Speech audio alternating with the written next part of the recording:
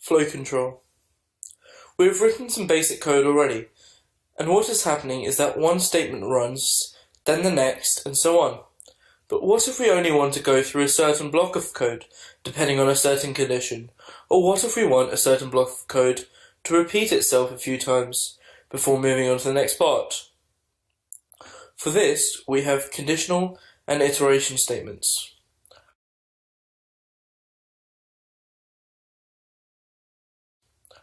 For conditional statements, we shall cover if-else clauses, although it's not compulsory to have else, and else-if statements, and switch statements.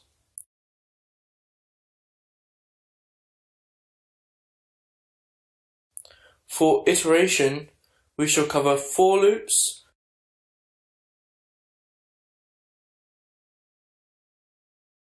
while loops,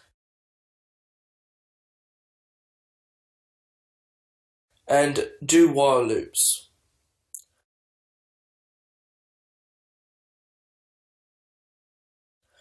Let's take the example of an ATM. It is basically an application used to handle the withdrawal of money from our account. In simple English, if we were to explain what the program had to do, we would have to check if the user has an account with the bank, and if he does, then ask for whether he wants to withdraw his money, or display his balance, and depending on the user's input, we would run a certain block of code.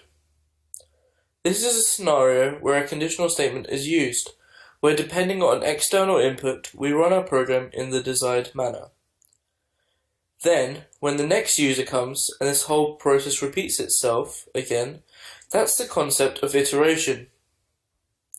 On the screen now, you should be able to see the syntax of each conditional statement and iteration statement. And you can see how and where they're being used. Functions.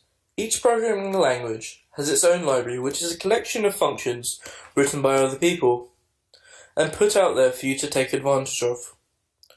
Usually when choosing which language to code a certain program in, I would suggest to look at the functionality of the program, and using the functionality provided in each language's library, choose which will be the easiest language to implement the code in. On the screen you can see some examples of how to use library functions and how to use documentation as well. You are not only restricted to using library functions, however, and you can actually create your own inside your program. For bigger programs, for the sake of readability, it is actually advised that you create your own functions. Let's take the example of a program that gives you all the prime numbers within a range of numbers inputted by the user.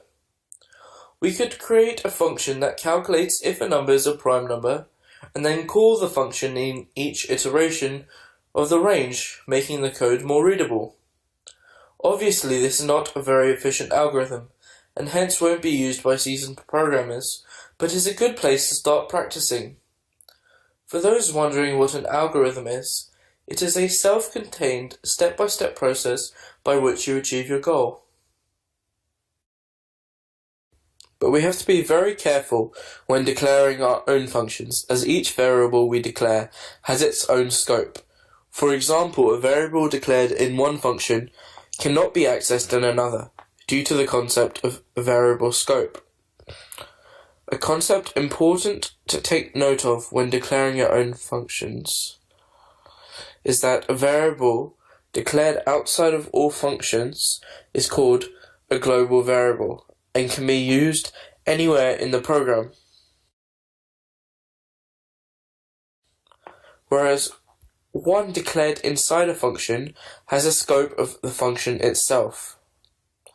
On the screen now, you should be able to see an example of a global variable being declared and a local variable being declared.